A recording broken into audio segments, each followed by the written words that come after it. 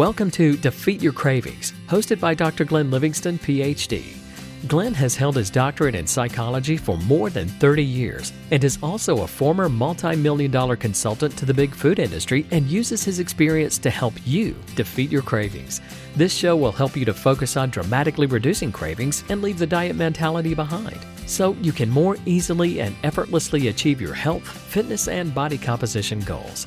Please remember, no doctor-patient relationship is created via this show, and you are responsible for confirming any changes to your diet, health, or psychological routines with an appropriately licensed professional before implementing them.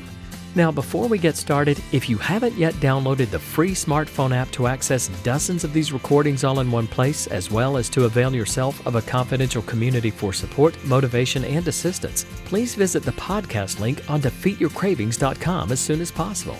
And now, here's your host, Dr. Glenn Livingston.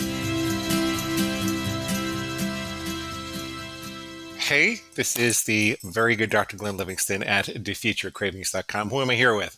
This is Howie Jacobson of AskHowie.com. How's it going, Glenn? It's going great. It's really good to see you.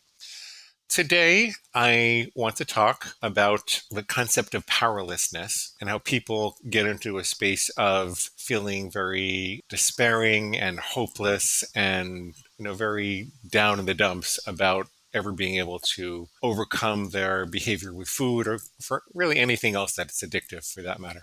Are you open to that? Of course. And actually, I want to talk more about a solution than the concept itself. So I'm going to read a quote, and this was a quote that was influential to me when I stopped binging, almost 20 years ago now. It's actually a quote from a business philosopher of all things, who said that we know from testimonials and personal experience that it's entirely possible to design and live an extraordinary life. That's by Jim Rohn. We know from testimonials and personal experience that it's entirely possible to design and live an extraordinary life. And here's my explanation. It's easy to become overwhelmed with the experience of food addiction. The brain's preference for automating and holding on to thoughts and behavioral routines, which result in calorie acquisition, may have been a survival advantage 100,000 years ago, but in today's modern food environment, it's a serious liability. Add to this Big Food's multi-million-dollar efforts to target the bliss points in our reptilian brains without giving us enough nutrition to feel satisfied. Big Advertising's ability to package up and sell these food-like products by making it seem like they're good for us, and the $35 billion addiction treatment industry's effort to convince us that if we feel like we can't resist, it's because we have a chronic, mysterious, progressive disease against which there's no human defense. And you'll understand why so many people feel powerless, hopeless, and helpless to stop eating. Yet, when you look more closely, you'll see evidence all around you that this idea just isn't true. Start with your own eating, thinking about the food you feel most addicted to and powerless over. I'm going to have you do a little thought experiment. So pick a food that you feel like you can't stop eating. Once you start. If an evil dictator kidnapped the person, pet, or aspirational model that you love most in this world, so think of the person you love most in this world, and they said they would treat them magnificently as long as you never had even one more bite of this treat, but the moment you broke, he would place your loved one in a dungeon and proceed to torture them every day for the rest of their lives, would you really be powerless to stop eating it? Sorry, little Sarah, Mama just really needed that donut. She couldn't help it. Oh well. Too bad, so sad. I think not. Strike one for powerlessness. Then take a moment and guesstimate the number of meals over the past 6 months where you binged. Was it 1 in 5 times? 1 in 3? Precious few people tell me they've binged more than half of their meals, which means that most people, even those who struggle horrendously with food, eat healthy and on plan more often than not. But even if you binged 90% of the time, that's still not 100%, which is what someone who was powerless over binge food would do. Strike two for the notion of powerlessness. Third, consider what the scientists say. There are a slew of excellent articles explaining the evidence in favor of addiction being a deeply learned behavior which can be replaced by the passionate pursuit of other goals to undo the dysfunctional neurological changes of addictive behavior. And I have a link to that article which I can put into the show notes. This is why we emphasize the big why and your motivation in general to succeed in Defeat Your Cravings. It's also why we have you set up small wins, which build into a success identity you can sustain. These things are necessary to passionately pursue your goal. But then you can consider the testimonials and personal experience of other people in the Defeat Your Cravings program and those which came before it. No, this isn't the same as a double-blind, third-party, university-based objective scientific study. But the fact that the average reduction in overeating behavior for engaged clients has been measured at 89.4% on over 1,000 clients in just 30 days is a pretty remarkable buster of the notion of powerlessness. Even before you add to this the individual testimonials and experience of people who've been through the program. Or finally, take me, Glenn. I was as addicted as anyone I've met. I was almost 300 pounds. I had to go through 7 different drive-thrus on multiple occasions to hide what I ate. I put food in the garbage. I did things to it. Then I took it out and ate it anyway. There was nobody who felt more powerless than I did, yet I've been fit and healthy for almost 2 decades, about 18 years. And while I haven't been teaching this nearly as long as I've been doing it, there's a flood of successes who've adopted Defeat Your Cravings as a way of life. Many more than you'll ever hear in the podcasts or read in the sales letter. Now, it's true that success fades to about 55% at the 1-year mark. But when you look into this more closely, you'll see it breaks into 2 groups, people who keep using the techniques and people who've stopped. And you'll see those who keep using them are doing well by and large. The average is dragged down by the group who gave them up. I've discussed why people stop in step 3 of my book, or lecture number 3 of my program. But the point here is that the existence of so many people doing even moderately well a full year down the road proves powerlessness false. Powerlessness is a seductive concept which absolves you of guilt at a tremendous cost because it requires you to abdicate any sense of free will or responsibility. That's a frightening and depressing way to live when there's plenty of evidence all around us that it's entirely possible to overcome addiction and replace it with health goal-seeking behavior. We know from testimonials and personal experience that it's entirely possible to design and live an extraordinary life. So that's my rant for today. I'm wondering what you think about it. I love it. The first thing that came up for me was psychologist Martin Seligman's learned helplessness. Yeah. That he promoted through a series of unspeakably awful experiments with dogs. The dogs had learned that they couldn't do things that, of course, they could do. Like jump over a 1-foot barrier to get from one part of the cage to another, walk out of an open cage. Because he originally set it up that he would shock them if that happened. Right. He set it up so that there was nothing they could do to avoid the negative consequence, the negative event. It wasn't even a consequence. It was a negative event over which they had no control and which didn't have any sort of predictive antecedent. So they became unspeakably depressed, detached, and what they had learned was there's nothing I can do. When those constraints were removed and there were things, they could now walk away from the shock. They could press a button to stop the shock. They didn't do any of those things. And so anyone walking into that experiment would say, those dogs have lost their sense of reality. And yet we have entire industries that are telling us that we are helpless dogs who can't walk out of an open crate. It's easy to see when we look at an experiment like that there has been a huge mistake, that there's a huge misapprehension of reality. And yet when it comes to our own eating, it's much harder to see that because we're awash in a culture that there's a lot of people making a lot of money off of the concept of helplessness. A lot of money. Well, off the concept of helplessness, but also off of addiction overall. Big food is in business to keep you addicted. That's what it really comes down to. And I think that there's a mythology about how to overcome addiction. There's a mythology about how to eat within your own best judgment. Because people think you can eat mindfully and that will do it. And people think that you can just try to eat well 90% of the time and indulge 10% of the time and that will do it. But it's very difficult to eat mindfully in a world with an extraordinary impingement upon your senses constantly and persistently. It's very difficult to eat mindfully when there are chemicals in your food which prevent you from knowing when you're full. It's very difficult to eat mindfully when there are billions of dollars focused on telling you that you need X, Y, or Z packaged food to live when the packaged food industry is $7 trillion and the industry for fruit and vegetables is something about 200 billion, I think, like about 5% of that. When there are 5,000 to 7,000 messages about packaged goods or food on the TV every year, and maybe half a dozen of them are for eating more produce, it's very difficult to do these things.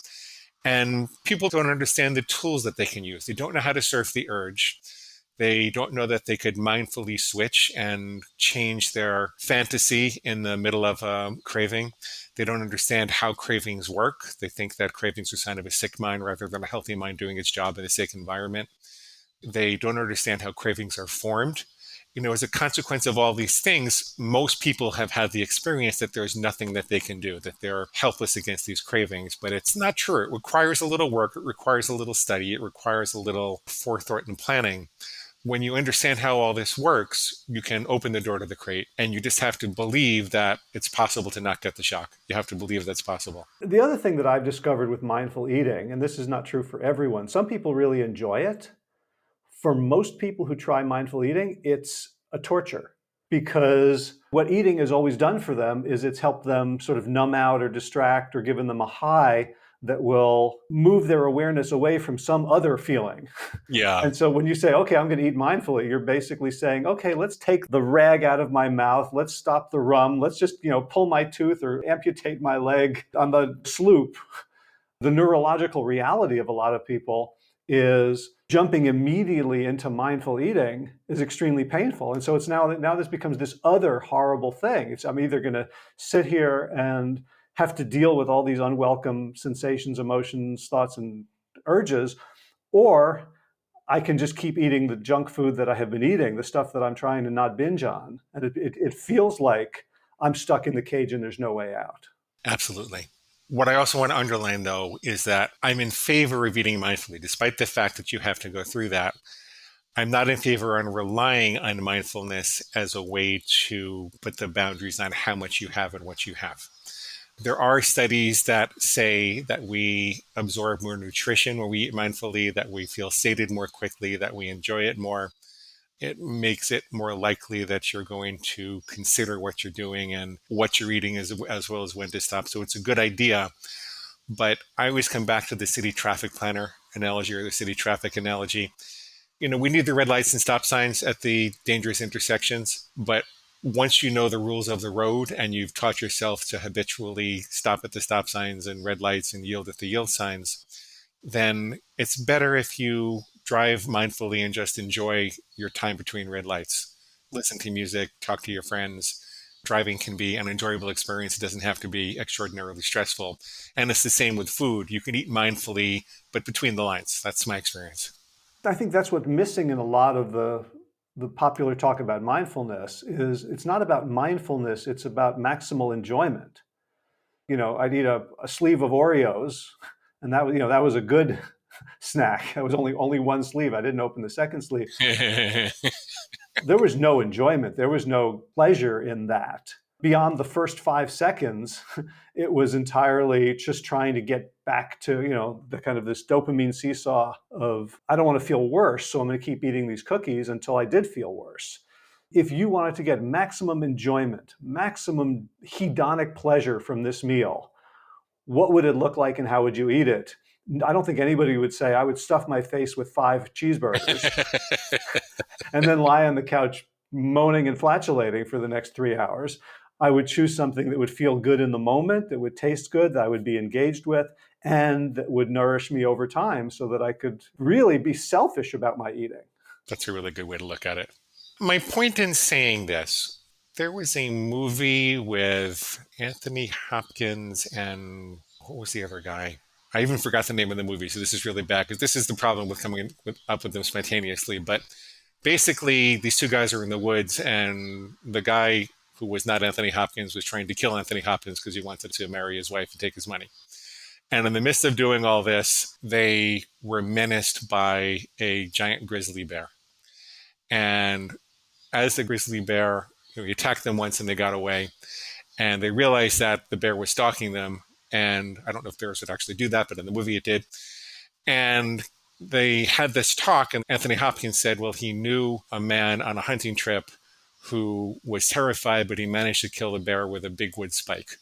So they make a big wood spike, and one of them's supposed to get the bear to come running after them, and then they set it up, with a little bit, some supports, and it's a little bit exaggerated. But as the bear is chasing them and coming towards them, they're dealing with their fear by saying, if one man can do it, so can another. If one man can do it, so can another. And I think that there is a moment in overcoming any addiction where you have to just have that leap of faith and say, if one man can do it, so can another. We know from testimonials and personal experience that it's entirely possible to design and live an inspired life. There are all these people around us, and I've collected a bunch of it, but there are other people that have done it, who've done it. They've overcome it. It's possible to do it. If one man can do it, if one woman can do it, then so can another. So that was my point in presenting this quote and telling those stories. All right. People, when they're really struggling, very often, like smart people, turn to like intellectualism and philosophy.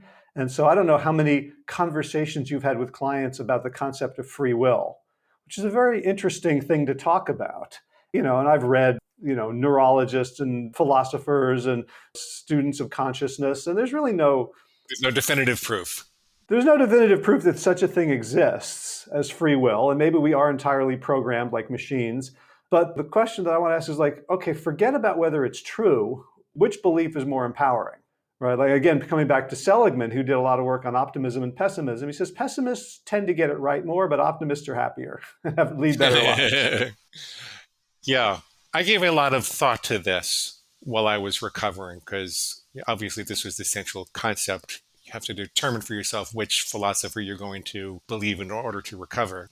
Are you going to believe in free will and responsibility, or are you going to believe in powerlessness and cultivating fear and praying to a higher power and everything like that? And there are arguments on both sides. Honestly, there are arguments on both sides. But I realized that there might not be any definitive proof that free will exists, but there's no definitive proof that it doesn't either. It wouldn't really be possible for us to have a society if we didn't believe that free will existed, right? Because what are you going to do with criminals? You can't punish criminals if there's no such thing as free will. And then anything would be permissible. If you look all around you, we are living in an environment where we believe that free will exists, and we've consensually agreed to do that. And then the other thing, which isn't really a commentary on whether it exists or not, it's a commentary on whether discipline creates more or less freedom.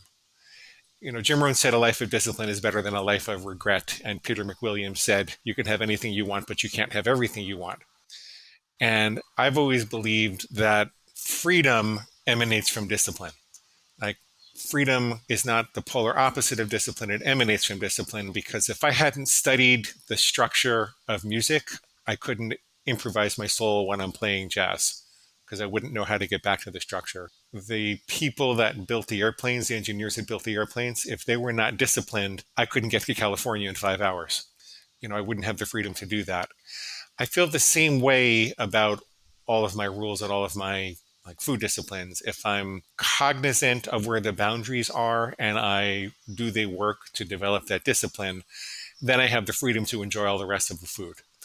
If I don't, then I'm constantly fearing that next bite. I'm constantly fearing losing control, and I'm living a much more timid life than I would otherwise with the benefit of discipline. So, do you know the Norton Juster book, The Dot and the Line? No. One of the great books of all time. Norton Juster is the author of The Phantom Tollbooth. Okay. Looks like a children's book, 5 inches by 5 inches hardcover, and it's mostly pictures with words underneath. And the plot is, there was a line who was in love with a dot and was trying to impress her, but he was just making like squares and triangles, and she wasn't interested. And then there was this other line that was all squiggly and cool. This was in the 60s. So it was, you can see the analogy, yeah. The social analogy. And then finally, like, the line learned geometry and trigonometry and was able to make these dazzling structures. It's not really a spoiler because it's a silly pun, but the last line of the book is, "To the vector belong the spoils." That's silly. So, anything else about this? I think not. I think we wrap this up, and I'm looking for more conversations and more insights. So thank you for reminding me of my power. And that brings us to the end of today's broadcast of Defeat Your Cravings, hosted by Dr. Glenn Livingston. Now, if you'd like to find out more about the products and services Dr. Glenn offers to help you dramatically reduce your cravings and stop overeating in 90 days or less, please visit defeatyourcravingscoaching.com. That's defeatyourcravingscoaching.com. Thanks.